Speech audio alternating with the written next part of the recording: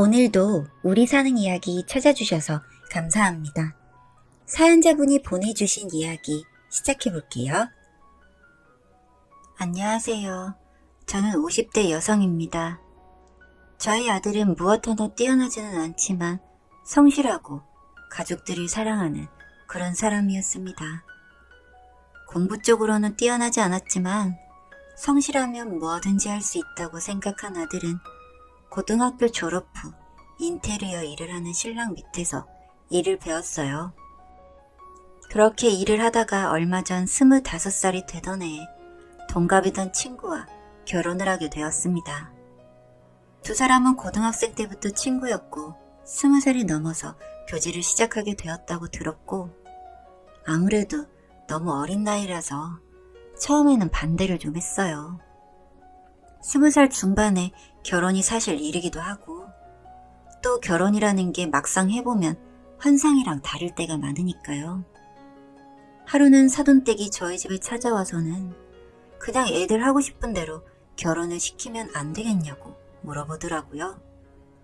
자식이 하고 싶다는 일을 막아서는 게 부모가 된 도리로서 그냥 보고 있기가 너무 힘들다고 하면서요. 그래서 결국 결혼을 승낙했고 2년 전 두 아이는 결혼을 했습니다. 저에게는 정말 딸 같은 며느리가 생겼고 저희 가족은 행복했습니다. 저도 첫째 아들의 밑으로 딸아이를 한 명 키우고 있던 터라 저희 딸처럼 저희 집에서는 손 하나 안 까딱하게 시켰고, 그래서 며느리도 저희 집에 오는 걸 부담 없이 생각했던 것 같습니다. 평일 저녁이나 주말에 밥을 해먹기 싫을 때 저희 집에 와서 통닭 같은 걸 곧잘 시켜 먹곤 했거든요. 그리고 결혼 1년 정도 지났을 무렵 둘 사이가 예전 같지 않다는 걸 느꼈습니다. 저희 집에 오면 그래도 살갑게 인사는 해주고 설거지는 안 하더라도 상 치우는 것 정도는 같이 해주던 며느리였는데 사춘기 여고생처럼 휙휙거리고 잘 오지도 않더라고요. 결정적으로 아들의 얼굴빛이 유난히도 어두워서 몇 번 물어보기는 했지만 돌아오는 대답은 없었습니다. 그리고 얼마 뒤 아들은 교통사고를 당해서 식물인간이 되었어요. 아들이 주문받은 물건을 갖고 이동을 하던 중 옆에서 오는 차를 보지 못했고 번호판도 없는 승용차가 저희 아들을 치고는 바로 달아나 버렸습니다. 뺑소니범을 찾기 위해서 백방으로 수소문을 하러 다녔는데 차 자체가 워낙 흔한 차량이고 차 번호판도 보이지 않아 잡기가 힘들었습니다. 아들은 죽지 않은 게 다행이라 생각하고 병원에서 치료를 했습니다. 신랑을 따라 저도 얼마 전 작은 가게를 오픈해둔 상태라서 당장 아들을 간병하기에 상황적으로 힘들어 병원에서 장기 입원을 시켜두었습니다. 병원에 입원을 하고 두어 달 지났을 무렵부터는 제가 하고 있던 장사를 다른 사람에게 넘기고 다른 일을 찾아봐야 하나 생각도 했었는데, 그때 마침 며느리에게 연락이 왔어요. 어머님, 저희 신랑 때문에 많이 힘드시죠? 힘들긴. 일하고 저녁에 매일같이 들리는 네가 더 힘들지. 그래서 말인데 저 일 그만두고 진우 씨 곁에 있을까 해요. 일을 그만둔다고? 그만두는 건 아니고 회사에 이야기해보니 2년 정도 휴직할 수 있게 해준다고 해서요. 그럼 정말 다행이네. 안 그래도 장사 정리를 하려고 해도 당장은 맡을 사람도 없고 곤란했는데. 그리고 낮에는 저희 엄마도 사위 챙기러 온다고 하셨으니 너무 걱정 마세요. 진우씨 튼튼하니까 곧 일어날 거예요. 저희 며느리가 이렇게 착했습니다. 그리고 저희 아들을 좋게 생각해 주셔서 제가 결혼을 반대할 때에도 저에게 와서 설득해준 사부인은 딸아이를 혼자 둔 저희 아들이 뭐가 예쁘다고 와서 직접 병간호까지 돕는다고 했습니다. 매일같이 기도했어요. 여러 사람의 마음을 봐서라도 제발 눈이라도 떠달라고요.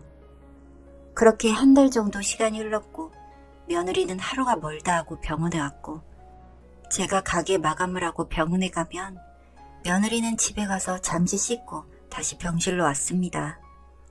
저희 아들이 병원에 입원한 지 3달쯤 되었을 무렵 제 소식을 건너서 들은 지인에게 연락이 왔습니다. 소식 들었어. 괜찮아? 나 괜찮지. 어떻게 그걸 다 들었대? 니네 신랑이 좀 유별나야지. 아, 그보다 이번에 보험료 오른다고 전화했어. 아, 그래. 괜찮아. 어차피 자동이체 해줘서. 그런데 이번에 보험 보다 보니까 진우가 보험이 꽤 많아졌더라. 진우 보험이? 결혼하고 나서 생명보험만 3개나 더 들었던데? 아무래도 일이 험하니까 걱정됐나 보네. 전화를 끊고 나서 며느리에게 보험 이야기를 해보려 병원으로 가고 있었는데 그 시간에 마침 사돈도 병원으로 들어가고 있더라고요. 그래도 사돈이 가시고 나서 이야기를 하는 게 좋겠다 싶어서 병실 로비에 앉아 있었는데 갑자기 사람들이 아들이 있는 병실로 달려갔습니다.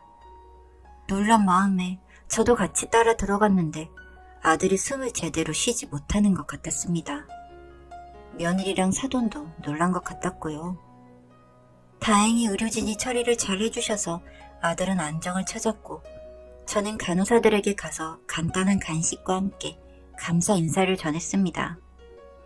감사 인사를 하며 이런 경우가 자주 있었냐고 하니 검사 결과나 다른 부분은 다 정상인데 이상하다며 갸우뚱거리더라고요. 저는 얼마 뒤 지인에게 한동안 가게를 부탁했고 밤마다 아들의 병실 침대 밑에서 잠을 청했어요. 며느리에게 솔직히 물어보면 되는 일이었는데 간호사 선생님이 했던 말도 그렇고 보험일도 그렇고 너무 미심쩍었거든요.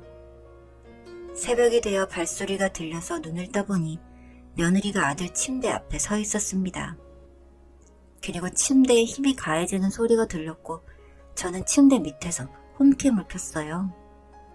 병실 안에 CCTV가 없길래 제가 설치해뒀었거든요. 혹시나 하는 마음에 휴대폰을 보니 며느리는 제 아들의 얼굴을 베개로 누르고 있었습니다. 이게 지금 뭐 하는 짓이야? 어머니! 저는 다급한 순간 병실 간호사들을 불렀고 간호사들은 서둘러 병실로 왔습니다. 저희 아들은 또 호흡이 어려워졌고 그런 아들의 얼굴을 보는데 눈물 한 방울이 흐르고 있었어요. 아마 의식은 없어도 이런 상황을 알고 있는 듯 했습니다. 그 자리에서 며느리에게 손찌검을 했고 며느리는 가만히 서 있다가 이내 저에게 소리를 질렀습니다. 이렇게 살아서 어떡해요? 내가 너한테 내 아들 병원비를 내라고 했니? 왜 혼자서 북치고 장구치고 난리야? 명줄 하나 더럽게 길어서. 뭐? 그렇잖아요. 그냥 그 자리에서 콱 죽어버리지. 명줄은 왜 이렇게 길어? 이 사람 만나고 내 인생을 망쳤어요. 알아요? 그래도 제법 사는 줄 알았더니 결국 빈털털이었어. 내 친구들은 아니 나랑 그 전에 만났던 남자들은 안 이랬다고. 저는 더 들을 것도 없이 며느리를 경찰에 신고했습니다. 이야기를 들어보니 결혼 전 명품과 사치를 좋아하던 며느리가 결혼 후 돈에 제약이 생기게 되자 그 문제로 자주 다퉜었고 예전에 만났던 남자들과 제 아들을 비교를 많이 했다고 하더라고요. 저희 아들은 그래도 그런 며느리에게 더 좋은 걸 해주고 싶어서 더 열심히 일했고요. 그러다 다른 남자를 만나게 되었고 그 남자의 만남에서 저희 아들이 방해가 되자 둘이 작당 모의를 해서 저희 아들을 차로 쳐버렸다고 합니다. 이 사실은 나중에 경찰 수사 끝에 잡힌 뺑소니범이 그 남자였고 법조계 쪽에서 유명한 분의 아들이라 찾는데 오래 걸렸다고 들었어요. 며느리는 저희 아들에게 고액의 사망보험을 들어두고 모든 것을 계획한 거죠. 그리고 더 소름인 건 이 내용을 사돈도 다 알고 있었다고 합니다. 본인 딸 형량을 죽이려고 저희에게 와서 눈물의 고해성사를 하는데 제 눈에서는 피눈물이 흐르고 있었어요. 절대 합의는 없습니다. 법원에서 소송을 진행하는데 이 사안이 너무나도 악독해서 재판이 길어지고 있어요. 법조계 아드님은 저희 아들을 차로 치이고 뺑소니에 식물인간까지 만들어서 현재 징역 10년을 선고받았고 며느리와는 이혼 문제와 보험금 그리고 살인 미수 등으로 징역 8년을 선고받았습니다. 와중에도 악독한 짓은 그 남자친구를 시킨 덕에 형량이 더 적게 나왔고 이조차도 받아들일 수 없다며 난동을 부렸어요. 법정에서 울면서 저에게 기어와서 싹싹 비는 며느리의 옆에 침을 뱉고 나왔습니다. 아마 이 행동으로 나중에 벌금을 내게 될지도 모르겠지만 며느리에게 줄 수 있는 마지막 선물이라 생각이 되네요. 저희 아들은 병원을 퇴원해서 결국 집으로 옮겼고 집에서 간병사를 고용해서 지켜보고 있습니다. 병원에서 진단받기를 외상은 다 치유가 되었고 의식만 돌아오면 된다고 하는데 이런 끔찍한 현실에 마주하기 싫어서인지 아들의 회복이 더뎌요. 부디 이 모든 일이 깨끗이 정리가 되고 나면 아들의 의식도 돌아와서 평범한 일상으로 돌아가기를 손꼽아 기다려봅니다.